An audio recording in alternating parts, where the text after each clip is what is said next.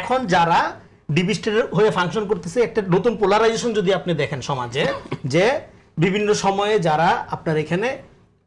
Fund ভিত্তিক NGO লর্ডসরা যেভাবে জনগণের ভাগ্য উন্নয়নের জন্য কাজ করতে করতে বইলা নিজেদের ভাগ্য উন্নয়ন করছে তারা, হ্যাঁ, তারা যে লোকদের সাহায্য সহযোগিতা করতো 55 বছর আগে যে গরিব লোক যেরকম ছিল, একই রকম কিন্তু তাদের সবার ভাগ্য উন্নয়ন হয়েছে। তাদের ছেলে মেয়ে যদি আগে দিল্লিতে পড়তো এখন নিউ ইয়র্কে পড়ে,